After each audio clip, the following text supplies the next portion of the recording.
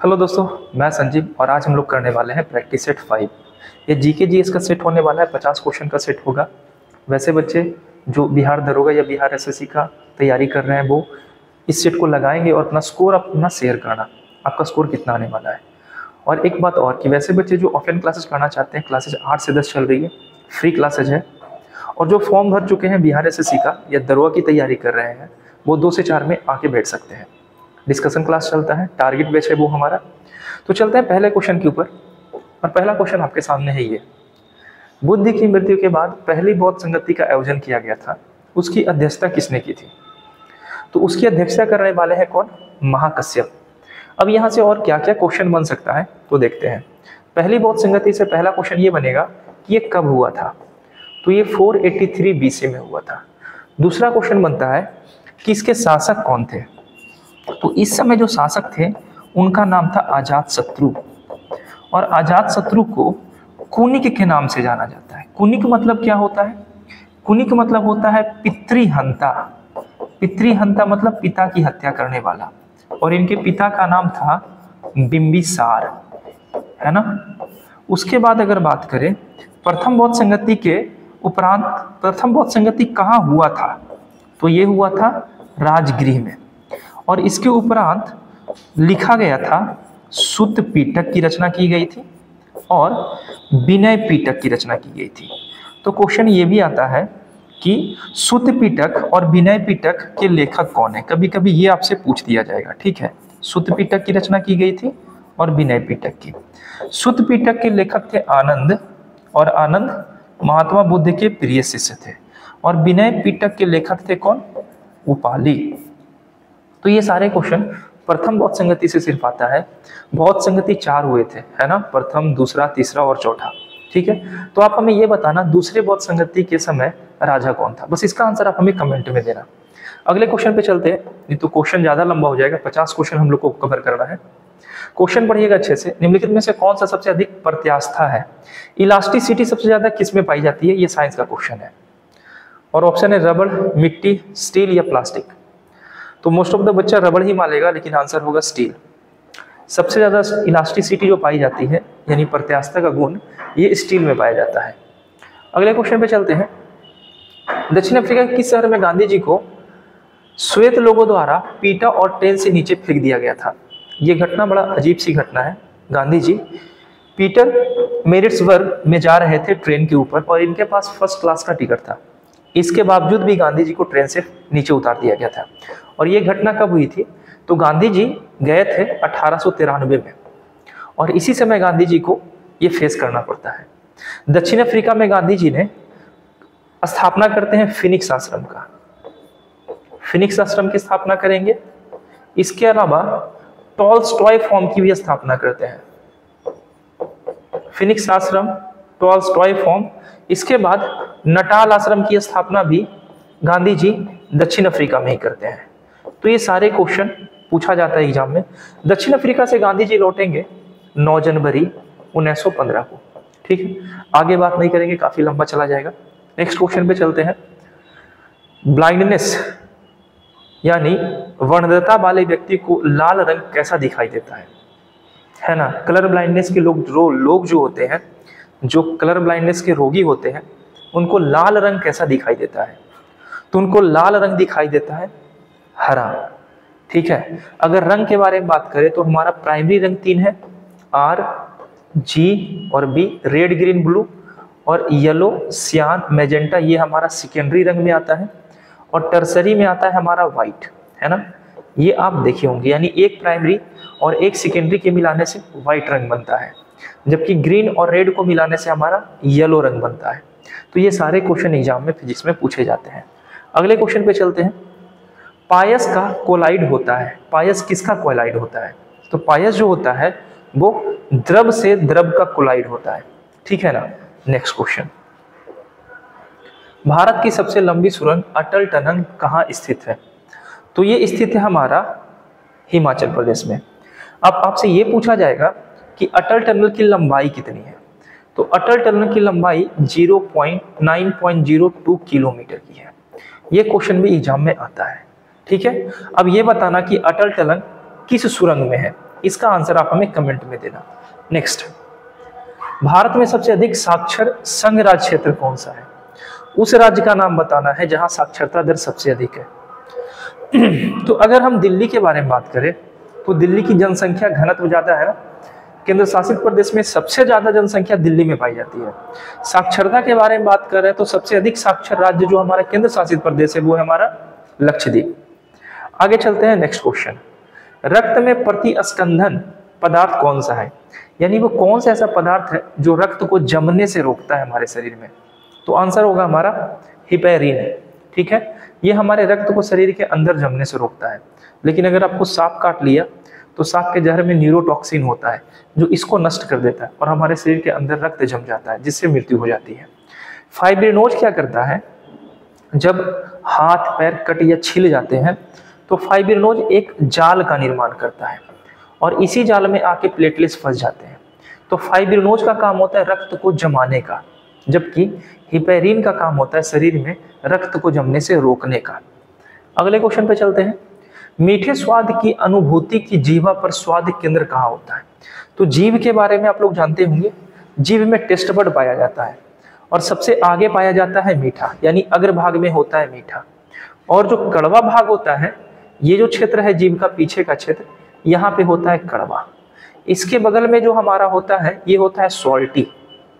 ठीक है, और एक और भाग होता है इसके पीछे ये, और इसका आप हमें आंसर देना कि ये कौन सा भाग है। स्वीट होता है आगे, यानी मीठा होता है सबसे आगे, इसके बाद होता है नमकीन और इसके बाद होता है हमारा सॉल्ट। पीछे वाला भाग का आंसर आप हमें देना कि क्या होता है, और सबसे पीछे होता है कड़वा। तो ये सारे क्वेश्चन एग्जाम में पूछे जाते हैं। Next, Jim Corbett national park मुख्य रूप से किस प्राणी के संरक्षण के लिए बना है? तो पहले क्वेश्चन यही आ जाएगा कि जिम कॉर्बेट नेशनल पार्क किस राज्य में है ना? तो जिम कॉर्बेट नेशनल पार्क बाघ को संरक्षित करता है। अगर राज्य का बात करें तो ये उत्तराखंड राज्य में स्थित है। जिम कॉर्बेट नेशनल पार्क की स्थापना 1936 में की गई थी। ठीक है, जिम कॉर्बेट का पुराना नाम जो है वो है हेली नेशनल पार्क, और जिम कॉर्बेट का नया नेशनल पार्क जो इसका नाम है ये है Ramganga national park. Jim Corbett का नया नाम है रामगंगा नेशनल पार्क। तो ये सारे question Jim Corbett national park से पूछे जाते हैं। अगले क्वेश्चन पे चलते हैं, भारत में राष्ट्रपति के पास कितने प्रकार की आपातकालीन अधिकार है? तो भारत में राष्ट्रपति के पास 3 प्रकार के आपातकालीन प्रभाव है। अब ये 3 प्रकार कौन है? तो आपातकाल के बारे में अगर जिक्र करें, यानी इमरजेंसी के बारे में बात करें, तो इमरजेंसी का जिक्र हमारा संविधान के भाग किसमें है? 18 में इसका जिक्र किया गया है ना? इसके बाद आपातकाल कौन कौन है? तो 3 है। पहला अगर देखें तो हमारा कौन सा आपातकाल है? राष्ट्रीय आपातकाल है, और आर्टिकल कौन सा? 352। अगर बात करें दूसरा तो प्रेसिडेंट रूल है हमारा, और आर्टिकल क्या बात करें तो आर्टिकल 356। और तीसरा अगर बात करें तो तीसरा वित्तीय आपातकाल है, वित्तीय आपातकाल, और ये आर्टिकल 60। एक क्वेश्चन और पूछता है कि बता दीजिए भारत में सबसे पहली बार राष्ट्रपति शासन किस राज्य में लगाया गया था? तो भारत में सबसे पहली बार राष्ट्रपति शासन पंजाब में लगाया गया था। ठीक है, और भारत में सबसे लंबे समय तक राष्ट्रपति शासन जम्मू कश्मीर में रहा है। कब तक रहा है? तो 6 साल 264 दिनों तक राष्ट्रपति शासन लगातार जम्मू कश्मीर में रहा है। ठीक है, तो ये सारी बातें एग्जाम में एक एक करके पूछी जाती है। आपातकाल के बारे में पूछा जाता है। अभी तक वित्तीय आपातकाल एक बार भी नहीं लगा है। राष्ट्रीय आपातकाल अभी तक 3 बार लग चुका है। एक बार 1962 में लगा था भारत चीन युद्ध के समय, एक 1972 में लगा था भारत पाक युद्ध के समय, और एक बार इंदिरा गांधी लगाई थी 1975 में, है ना, आंतरिक अशांति का हवाला देते हुए। तो ये सारे क्वेश्चन एग्जाम में पूछे जाते हैं। नेक्स्ट, भारतीय राष्ट्रीय कांग्रेस की पहली महिला अध्यक्ष कौन थी? तो भारतीय राष्ट्रीय कांग्रेस की पहली महिला अध्यक्ष पूछा जा रहा है आपसे, अच्छे से याद रखिएगा। यहाँ भारतीय राष्ट्रीय कांग्रेस की पहली महिला अध्यक्ष, ना कि पहली भारतीय महिला अध्यक्ष। अगर भारतीय पूछता तो आंसर बदल जाता। महिला अध्यक्ष अगर पूछा जा रहा है तो एनी बेसेंट होंगे, है ना। एनी बेसेंट के बारे में बात करें तो ये 1917 में कलकत्ता अधिवेशन की अध्यक्षता की थी ये, ठीक है। और जबकि अगर भारतीय पूछा जाएगा तो होगा सरोजिनी नायडू। सरोजिनी नायडू के बारे में बात करें तो ये हमारे भारतीय राष्ट्रीय कांग्रेस के पहले महिला अध्यक्ष सरोजिनी नायडू। कब किए थे? 1925 में किए थे। और कौन सा अधिवेशन था ये? तो बनारस अधिवेशन था। ठीक है, ये दोनों बातें अच्छे से याद रखिएगा। आगे चलते हैं नेक्स्ट क्वेश्चन पे। संसार में माइका का सबसे बड़ा उत्पादक देश कौन सा है? तो सबसे बड़ा माइका का उत्पादन देश है भारत। भारत संसार का पूरे माइके का लगभग 50% उत्पादन खुद करता है। अगर अबरक के उत्पादन के बारे में पूछे तो अबरक उत्पादन में भारत का 90% अबरक का उत्पादन करता है हमारा कौन कौन? झारखंड, छत्तीसगढ़ और उड़ीसा से अबरक उत्पादन किया जाता है। ठीक है, आगे चलते हैं नेक्स्ट क्वेश्चन। मैथ से है। रघु ने इतने रुपए की एक वस्तु खरीदी और उसकी ढुलाई पे इतना रुपया खर्च किया, यानी वस्तु पे खर्च कितना किया? इतना, और खर्च ढुलाई पे कितना किया है? इतना, यानी टोटल वस्तु का दाम कितना हो गया? तो 14,600 रुपया। अब कहता है 15% का लाभ कमाने के लिए इसे कितना में बेचना पड़ेगा? तो इसका 15% निकाल देंगे, है ना। इसका अगर 15% निकालेंगे तो 15% आप आसानी से निकाल लीजिएगा, है ना। 14600, यहां से यहां कट करेंगे, निकाल लेंगे आंसर। जो भी आंसर होगा हमारा आंसर हो जाएगा। ठीक है, नेक्स्ट क्वेश्चन पे चलते हैं। भारत के उच्चतम न्यायालय में पहली महिला न्यायाधीश कौन थी? यहाँ उच्चतम न्यायालय बोला है, अगर उच्च न्यायालय बोलेगा तो आंसर अलग हो जाएगा। उच्चतम न्यायालय बोला जा रहा है तो ये थी मीरा साहिब फातिमा बीबी। ये भारत की पहली उच्चतम न्यायालय की मुख्य न्यायाधीश थी। अगर उच्च न्यायालय के बारे में पूछे कि भारत की पहली उच्च न्यायालय की मुख्य न्यायाधीश कौन थी, तो ये होगा लीला सेठ। विजय लक्ष्मी पंडित के बारे में बात करें तो ये पहली महिला है जो राजदूत बनी थी। ठीक है, और एनी बेसेंट के बारे में तो जानते हैं, भारतीय राष्ट्रीय कांग्रेस की अध्यक्षता करने वाली एनी बेसेंट थी, है ना। आगे चलते हैं। सबसे पुराना वेद कौन सा है? एंशिएंट हिस्ट्री से क्वेश्चन है। वेद हमारे 4 है और सबसे पुराना वेद हमारा ऋग्वेद है ना। ऋग्वेद में मंडल की संख्या 10 है ना, और 1024 मंत्र है ऋग्वेद में। आगे अगर अथर्ववेद का बात करें तो अथर्ववेद में किसकी बात कही गई है? तो अथर्ववेद में जादू टोना के बारे में बात किया गया है। यजुर्वेद के बारे में बात करें तो ये गद और पद दोनों में लिखा गया है। यही क्वेश्चन पूछता है, गद और पद में लिखा गया वेद कौन सा? यजुर्वेद। और सामवेद जो है इसे संगीत का जनक कहा जाता है ना। तो ये सारे क्वेश्चन एक एक करके किसी न किसी एग्जाम में पूछा गया है। अगर वीडियो अच्छा लग रहा हो तो लाइक जरूर कीजिएगा। अगले क्वेश्चन पे चलते हैं।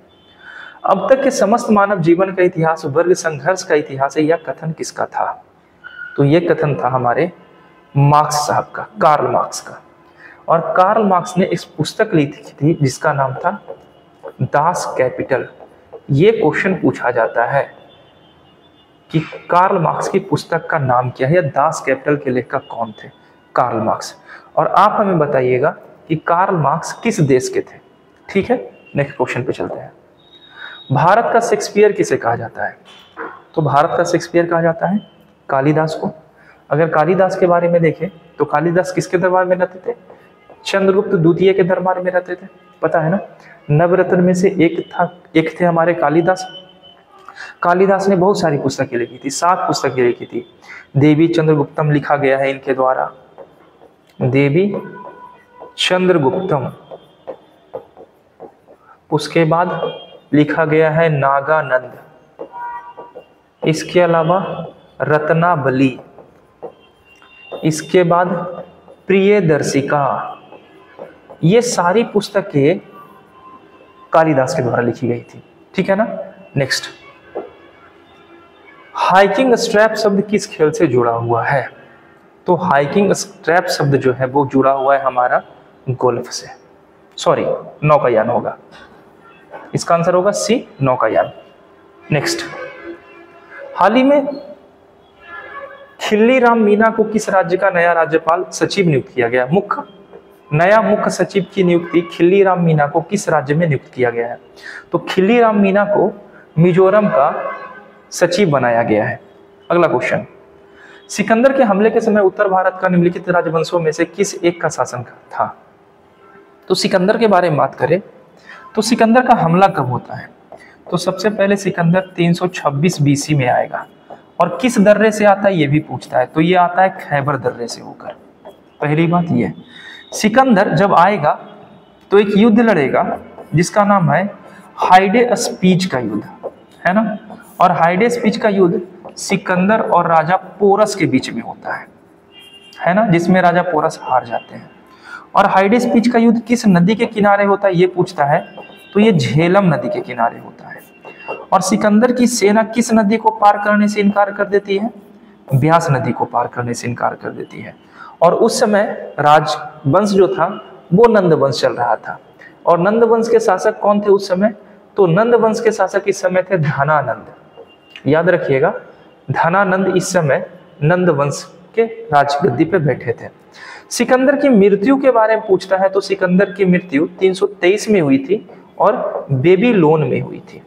और जितना क्वेश्चन मैं बोर्ड पे लिखा हूं, ये सारे क्वेश्चन किसी ना किसी एग्जाम में पूछे गए हैं, आपको पता होगा, या सेट में मिल जाते हैं। अगले क्वेश्चन के ऊपर चलते हैं। अपनी मदुरै विजय कृति में अपने पिता बुक्का के विजय के बारे में वर्णन कौन किया है, तो बुक्का जो था, बुक्का की एक पुत्री थी जिनका नाम था गंगा देवी। और हरिहर बुक्का के बारे में जानते हो कि इन्होंने ही विजयनगर साम्राज्य की स्थापना किए थे ना। विजयनगर साम्राज्य की स्थापना किसने किया था, तो विजयनगर साम्राज्य की स्थापना हरिहर बुक्का नामक दो भाइयों ने किया था। और इसकी राजधानी पूछा जाता है कहाँ थी, तो इसकी राजधानी हम्पी थी।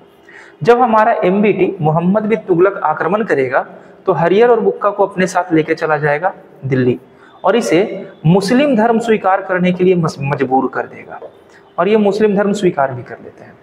बाद में फिर हरिहर और बुक्का दक्षिण भारत के अभियान के लिए जब MBT इनको भेजता है कि दक्षिण में जाओ और दक्षिण को जीतो, तो हरिहर बुक्का जब आते हैं तो एक व्यक्ति होते हैं जिनका नाम होता है विद्यारण्य। और इन्हीं के संपर्क में आने के बाद फिर ये हिंदू धर्म स्वीकार कर लेते हैं और विजयनगर साम्राज्य की स्थापना करते हैं। तो ये सारे क्वेश्चन एक एक करके एग्जाम में पूछा गया है। अगले क्वेश्चन के ऊपर चलते हैं। अनुशीलन समिति नामक क्रांतिकारी गठन का केंद्र कहाँ था, तो अनुशीलन समिति का गठन किया गया था, इसका केंद्र था हमारा बंगाल, पश्चिम बंगाल के क्षेत्र में। बस केंद्र पूछ रहा है। अब हमें आप ये बताना कि अनुशीलन समिति की स्थापना कब हुई थी, इसका छोटा सा आंसर आप हमें कमेंट में देना। इतना तो खैर बनता है आपका। आजाद हिंद फौज के मुकदमे की पैरवी के लिए गठित टीम का नेतृत्व किसने किया था, पार्टिसिपेट करना, अच्छे से आंसर देना। क्वेश्चन एक दो जो मैं पूछ रहा हूँ उसका कमेंट आप जरूर करना, ठीक है, तभी हमको लगेगा कि आप इंटरेस्ट ले रहे हो। अदरवाइज बस आप ऐसे ही आ रहे हो और ऐसे ही क्वेश्चन देख के चले जा रहे हो, ठीक है। आजाद हिंद फौज के बारे में बात करें तो आजाद हिंद फौज की स्थापना कैप्टन मोहन सिंह करेंगे 1942 में। कौन करेंगे ये क्वेश्चन पूछा जाता है, तो कौन थे, कैप्टन मोहन सिंह थे। और बाद में आजाद हिंद फौज के जो सदस्य बनते हैं 1943 में, वो बनते हैं सुभाष चंद्र बोस, सुभाष चंद्र बोस, है ना। और आजाद हिंद फौज पे मुकदमा चलाया जाता है, और ये मुकदमा कब चलता है, 1945 में। और इस मुकदमे को लाल किला मुकदमे के नाम से जाना जाता है, लाल किला मुकदमा। इसके अलावा इसे दिल्ली मुकदमा के नाम से भी जाना जाता है, दिल्ली मुकदमा। ये सारा क्वेश्चन एग्जाम में पूछा गया है। और इस मुकदमे के खिलाफ लड़ रहे थे भोला भाई देसाई, यानी इसका आंसर होगा सी। स्वर्ण कलम पुरस्कार किस क्षेत्र में दिया जाता है, तो स्वर्ण कलम पुरस्कार दिया जाता है सिनेमा के क्षेत्र में। और इसके अलावा सिनेमा के क्षेत्र में दादा साहब फाल्के पुरस्कार भी दिया जाता है। और दादा साहब फाल्के पुरस्कार की शुरुआत 1969 में हुई थी। ये कौन सा पुरस्कार था, तो ये था दादा साहब फाल्के। और एक क्वेश्चन आप आंसर दीजिएगा कि दादा साहब फाल्के पुरस्कार सबसे पहले किसे दिया गया था, ठीक है। और ये भी क्वेश्चन एग्जाम में पूछा गया है। नेक्स्ट रीजनिंग का क्वेश्चन है और ब्लड रिलेशन का क्वेश्चन है। क्वेश्चन क्या बोल रहा है, एक्स बाई की बहन है, यानी एक्स जो है वो बहन है किसकी, बाई की। और बाई पुरुष है कि महिला है हमको नहीं पता। जेड बाई की माँ है, जेड कौन है, माँ किसकी, बाई की। डब्लू जेड का पिता है, तो डब्लू कौन है, पिता किसका, जेड का। तो जिस तरीके से मैं पीढ़ी दर पीढ़ी सजाता जा रहा हूँ, ऊपर जा रहा है तो ऊपर करता जा रहा हूँ, अगर नीचे जाता एक्स का बेटे के बारे में बात करता तो नीचे में लिख देता। तो ये जो है ना, पहले ये सीक्वेंस आपको सजाने आना चाहिए। इसके बाद कह रहा है कि भी जेड का पति है, यानी भी जो है किसका पति है, जेड का। तो डब्लू का भाई यानी इसका कोई भाई होगा, होगा ना, वो एक्स का कौन होगा? तो एक्स जो भी होगा, एक्स का डब्लू कौन लगता है? तो एक्स की माँ जेड हुई और जेड के पिताजी हुए डब्लू, यानी एक्स के नाना जी हुए। और नाना जी का भाई कौन रहेगा? तो नाना जी का भाई नाना रहेगा, यानी नाना का भाई। तो इसका आंसर क्या होगा? ऑप्शन बी, नाना का भाई। आई होप कि ये आपको क्लियर हो चुका होगा। ये अगर कोई ऐसा रीजनिंग का टॉपिक जो आपको नहीं समझ में आ रहा है, आप हमें कमेंट में बता सकते हो, मैं उसे लाकर क्लियर कर दूंगा। ठीक है, आगे चलते हैं। अंतर्राष्ट्रीय नेल्सन मंडेला दिवस प्रतिवर्ष कब मनाया जाता है? तो नेल्सन मंडेला, जिन्हें दक्षिण अफ्रीका का गांधी कहा जाता है, ये याद रखिएगा। दक्षिण अफ्रीका का गांधी नेल्सन मंडेला को कहा जाता है। और नेल्सन मंडेला पुरस्कार भी दिया जाता है ना, 2022 में पुरस्कार बांटा गया। यह दिवस मनाया जाता है 18 जुलाई को। ठीक है, 11 जुलाई के बारे में बात करें तो ये मनाया जाता है विश्व जनगणना दिवस। जनसंख्या दिवस ने विश्व जनगणना दिवस, ये भी क्वेश्चन पूछा गया है। ठीक है, अगर 16 जुलाई को देखें तो ये सर्प दिवस मनाया जाता है, विश्व सर्प दिवस। ठीक है, 19 जुलाई को मनाया जाता है टाइगर डे। ठीक है, 15 जुलाई को क्या मनाया जाता है, आप ये बताना हमें कमेंट में। नेक्स्ट, इग्नू का मुख्यालय कहाँ है?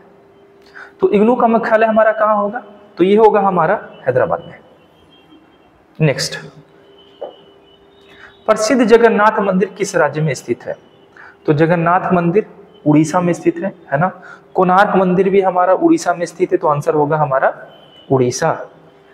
अगला क्वेश्चन, वर्तमान में सर्वोच्च न्यायालय के मुख्य न्यायाधीश के अतिरिक्त न्यायाधीशों की संख्या कितनी है? तो सबसे पहले यही बता दीजिए कि उच्चतम न्यायालय की स्थापना यानी सुप्रीम कोर्ट की स्थापना हुई कब थी? तो सुप्रीम कोर्ट की स्थापना 26 जनवरी 1950 को ही हुआ था। ठीक है, लेकिन उद्घाटन उसका हुआ था 28 जनवरी 1950 को। तो मानते हम 28 जनवरी 1950 को ही है। इस समय से मुख्य न्यायाधीश की मतलब न्यायाधीश की संख्या 8 था। 8 में से एक मुख्य न्यायाधीश थे और 7 अन्य न्यायाधीश थे।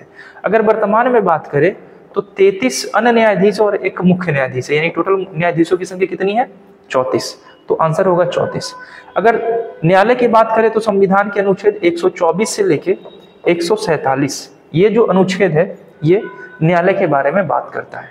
ठीक है, आगे चलते हैं।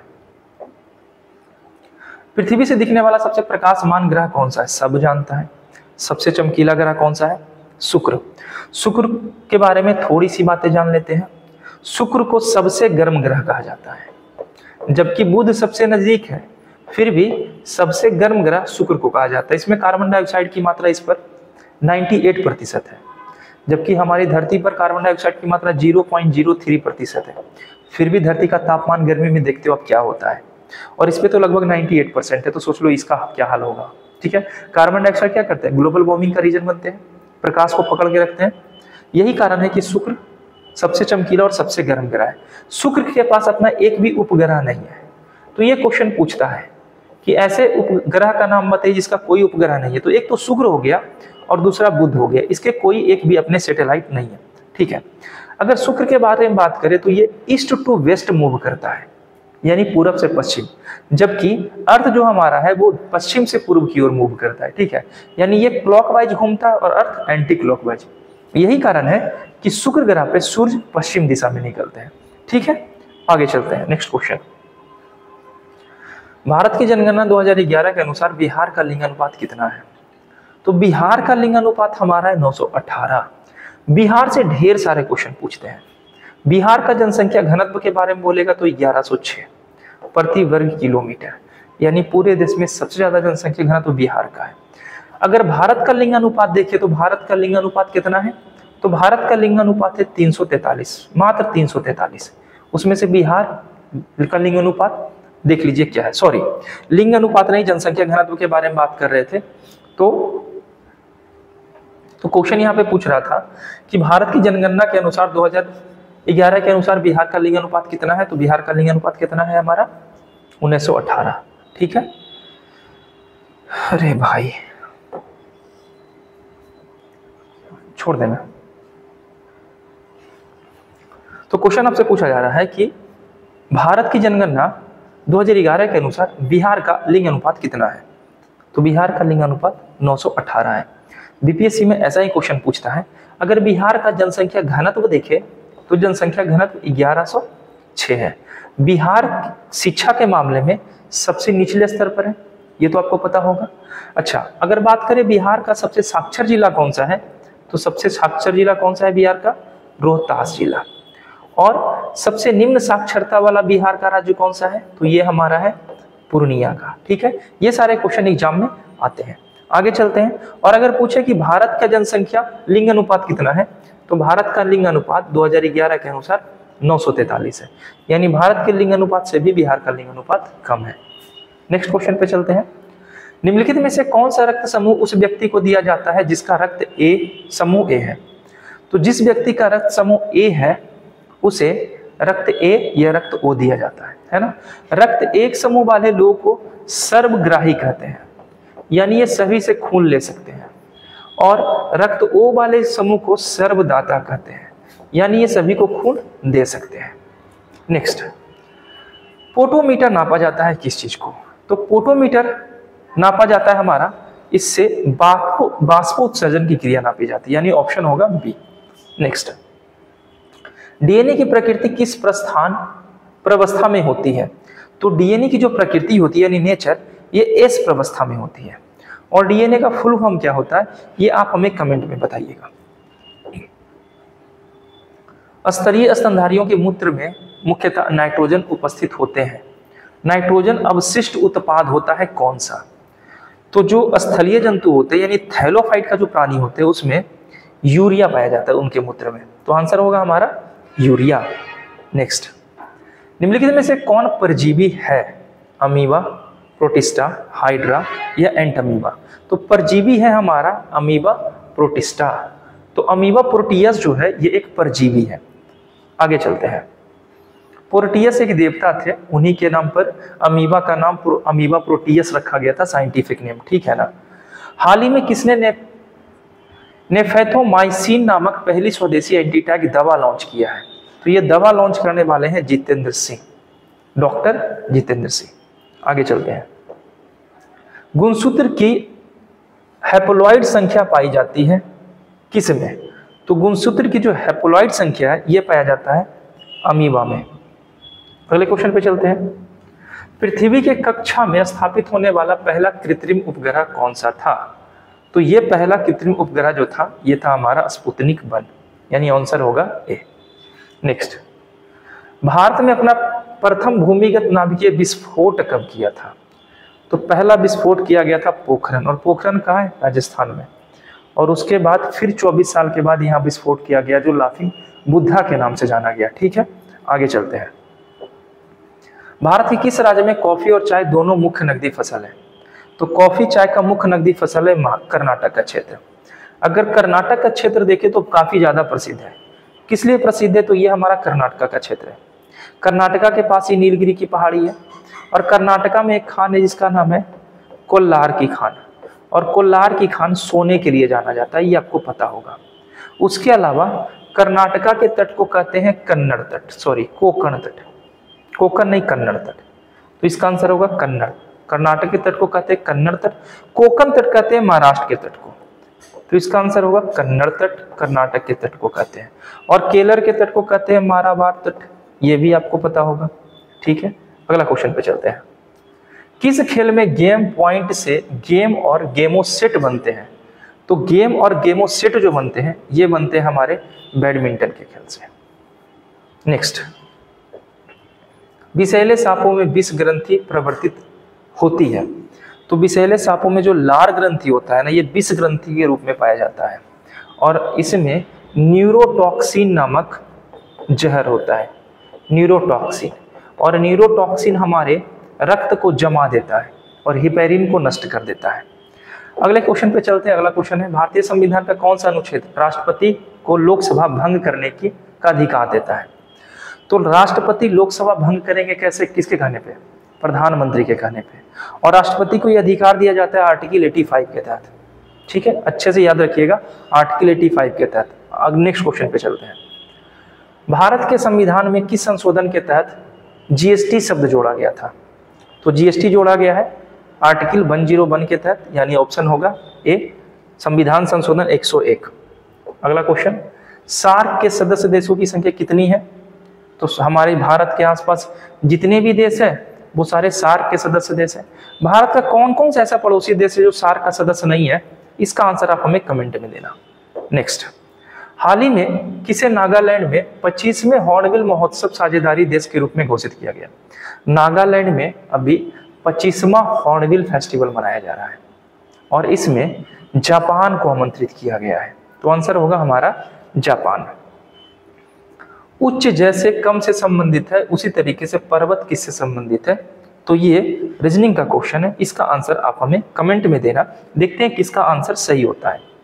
तो हमारा सेट आज यहीं तक था। आई होप कि आपको पसंद आया होगा। क्वेश्चन आप अच्छे से सेट लगा चुके होंगे। स्कोर अपना आप जरूर शेयर करना। अगर कोई बच्चा ऑफलाइन क्लासेस करना चाहता है, इस नंबर पर संपर्क कर सकते हैं, क्लासेस फ्री होगी। मिलते हैं छठे सेट के ऊपर कल। बाय।